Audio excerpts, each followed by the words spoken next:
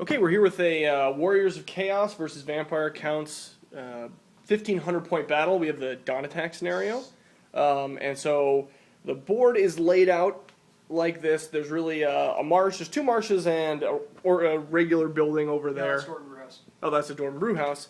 And then there's this white strip as a river. But none of us are over there as it rolled. So what we have here in the middle is a Sorcerer's Portal and a Blessed Bulwark.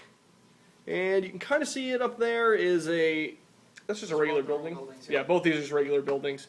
The vampires are closest to the camera right now. So there's a group of, even though they're skeletons, they're ghouls with the vampire lord in there. And behind them is another group of ghouls with a necromancer in it.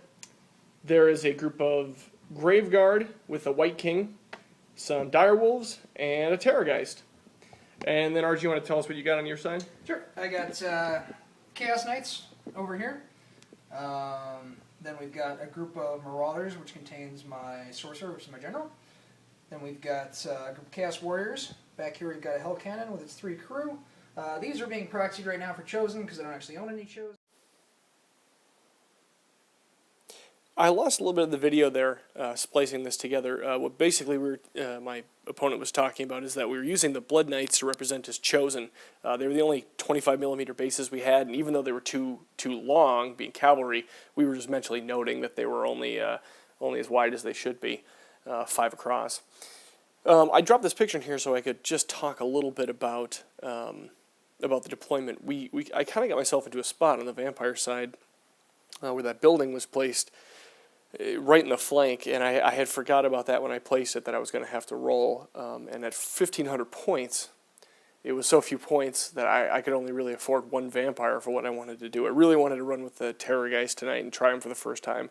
Otherwise, I normally would have had a Vargolf in there, which would have kind of extended that bubble where vampires can march. So I only had one, and he was on the right flank. So I had to garrison him in that building. Basically, it was the only way to kind of keep everyone bunched up. And that's kind of what deployment was like. I just had everyone bunched there just for that. I had a Necromancer who only had Van Hels as his spell. Didn't end up coming into play in this game or the next one we played. But, at the time on paper, Van Hels looked like the right spell. I took Lord of Beasts on my Caster Lord. He was a level 3 upgraded.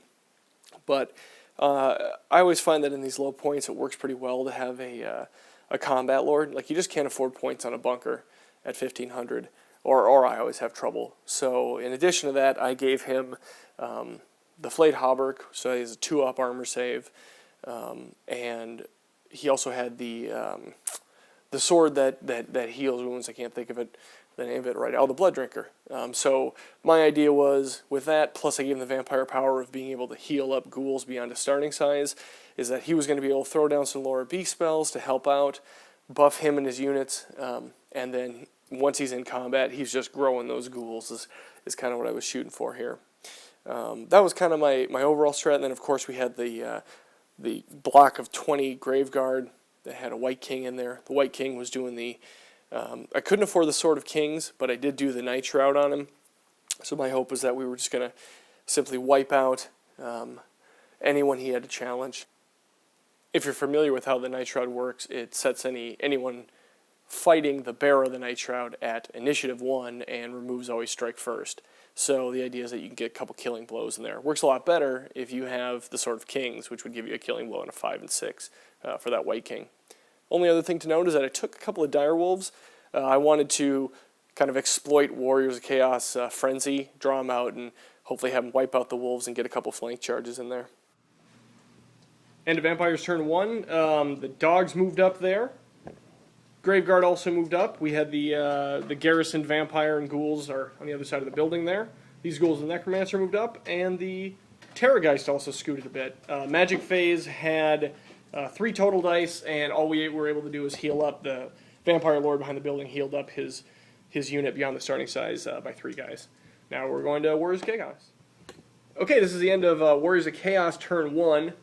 Turn started out with the Hell Cannon doing its compulsory movement forward. And so it didn't get to shoot, sadly. Those Chaos Knights in the back there, are that those guys? Right behind the Hell Cannon? These are the warriors. Oh, the warriors, yeah. They shimmied to the side. They're trying to get around the cannon right now. The marauders on the left there are also kind of shimmying around. We had some frenzied charges from the Chaos Knights and from, those are Chosen, right, that are represented by the Blood Knights. Those are not Blood Knights, they're Chosen. They charged into my direwolves that were there and both overran. And the overrun on the Knights took them through their buddies and got them just barely in contact with... The Chosen was a compulsive charge. The Knights are there. They're actually in combat with the Graveguard now. They hit. During the magic phase, Pandemonium was cast. So now there's no inspiring bubble until I dispel it from my general. Infernal Gateway was dispelled by me on my Graveguard, which could have been really bad. And it was a transmogrification spell. What was that one called? Baleful Transmogrification. That was cast on the Terrorgheist and took 3 wounds, but regened 1 of them. Continuing my in-between turn play-by-play here, at the end of the first full turn, things are going pretty well for me.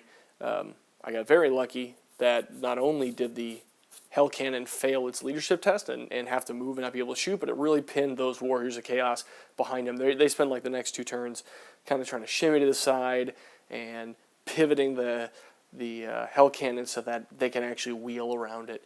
Movement's kind of a pain when that happens. Otherwise, things worked out the way I wanted. I got both the Chosen and the Knights baited out there, who had to charge the dogs. And they did, and they overran, but they got themselves right into combat right away, and everyone was pretty grouped up. And I felt pretty good. I had the Terrorgheist ready to support, and I had my big hitty Graveguard in there, right where I wanted him. Okay, end of Vampires turn 2. The Vampire Lord and his ghoul group charged those knights there. So they were, this is after the turn, but basically the Graveguard and those ghouls with the vampire were in combat with them. Combat went well and they broke. A couple wounds were dished back and forth. Vampire suffered the most, but the ghouls group down here with the Necromancer was able to give Always Strike First. Was able to cast Van Hells on the ghouls with the Vampire Lord there. Otherwise, during the magic phase, Wiston's wild form was dispelled on the Graveguard, so that would have been pretty sweet. The Terrorgheist sadly rolled double 1s and already has 2 wounds on him, so couldn't do anything on his Scream on the Chosen there, represented by those Blood Knights. Okay, so end of the Chaos turn. The Chaos Knights rallied. Otherwise, movement. They're not direwolves, they're Chaos Hounds. Charge on the flank of the ghouls plus the Vampire Lord. These 2 guys gotta get out of there. Otherwise, movement, we had the Marauders and the Caster kind of just shimmy up there, and then finally this group here on the other side of the Doomguard managed to get, on the other side of the Hell Cannon managed to get around it. In the magic phase, I threw all my Dispel dice at Baleful Transmogrification, and managed to save the Terrorgheist, so that ate up all my points. He's still sitting at 3 wounds, though. What else did you cast? I then cast Infernal Gateway on your group back there. That's true. The ghouls, the Necromancer, had 4 wounds down there, so they're hurting a little bit. And then 1 Flickering Fire on your Terrorgheist. Which only did 1 wound in the Terrorgheist. In combat, we had combat resolution of basically of even, so a couple wounds were dealt on each side to the wolves, but the wolves are still there. And now the Chosen broke. That's right. The Chosen broke, got overrun, and the Graveguard are kind of just moving up, hit the Fulcrum there in the middle, which is not actually a Fulcrum, but a Sorcerer's Portal, and then bounced and hit back an inch. Now we're going to Vampires turn 3. Okay, end of Vampires turn 3. In movement, really not much happened because everyone was kind of locked down. The Terrorgeist moved up just so he could shoot. That's about it. The Vampire side. During Magic, rolled 5 dice for the Winds of Magic, and everything was dispelled, so nothing really happened there. And Pandemonium was still in effect, haven't gotten around to that. During shooting, the Terrorgeist did 3 wounds, or 2 wounds. I think it was 3 to the Knights down there, so they have 2 left. In close combat, the ghouls and the Vampire Lord cleaned up the last of the dogs. Actually, they didn't clean them up, they broke them, and the dogs are running away. There's only 1 left. And it's some supremely unfortunate rolling from the Chaos. They only did 4 wounds to the Graveguards. 9 wounds, so they broke. Graveyard couldn't catch him, but they're chasing him down. And so that's the end of Vampires, going on to Chaos turn 3. So I don't actually have any video from this point on because it was here where my opponent conceded on his turn. Basically what happened is he had the Hell Cannon shot, and I think this was the first turn it actually really did anything. But if I remember correctly, it only just hit, and he was going for that big strength 10 multiple wound hit on my Lord, and it shimmied off to the side, I think a couple inches, so it only took out a few ghouls. Didn't really do much. And so that was a little demoralizing. Then his knights, Chaos Knights, charged the Terrorgheist and just got wiped out. I think they might have done another wound on him. He was kind of like a pincushion at this point. But yeah, they just got wiped out. And then up toward the top of the picture, you can see he rallied his Warriors of Chaos, but he had about 1 rank facing down, a good number of Graveguard there. And he had just taken a beating from him, so morale was pretty low. The only other group he had was about 20 Marauders that were kind of just serving as a really expensive bunker for his level 4 caster.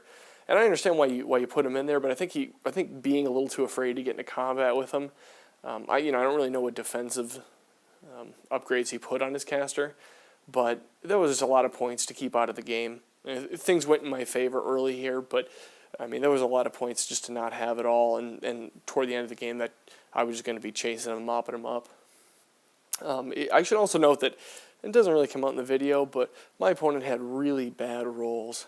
He couldn't make a leadership test all game, and that really ended up hurting him, especially when on the first turn when he failed and the Hell Cannon rolled and blocked some of his movement from his warriors, and that took a couple turns to get around and finally get back into combat. And then he couldn't reform using his, he couldn't do the free reforms. He was able to reform, but it cost him too much. And even in combat, that one combat with the Warriors of Chaos and the Graveguard, it was completely one-sided. My Graveguard just decimated him. It was way in my favor. And it was one of those where you pick up all the dice, and these guys had a lot of attacks. They extra hand weapon, Fury, and I think they start with 2 attacks to begin with. These guys just rolled almost all ones. I think he ended up taking out 2 Graveguard, and my Graveguard were going last too. So I mean, they had great weapons. So it was just like it was very one-sided.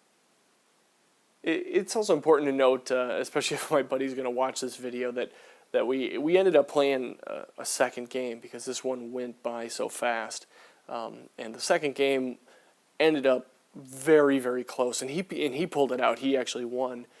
It was we had I forget the name of the scenario, but it's the one where you attack across the diagonal, and we had a river that kind of ate half the board up that nobody wanted to cross, which ended in the middle of the map at this impassable terrain. I don't remember what the item was, but it was a piece of impassable terrain that gave a magic resistance 2.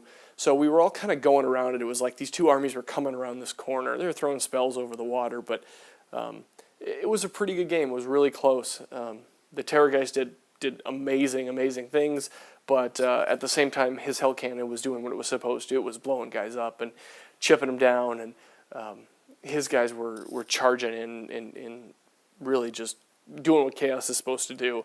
So I definitely feel it's important to note that in case my friend watches this and thinks it's just a one-sided battle report. Sadly, I don't have any video or pictures of it because we were flying by pretty quick trying to get a second game in here before everyone had to go back to their wives.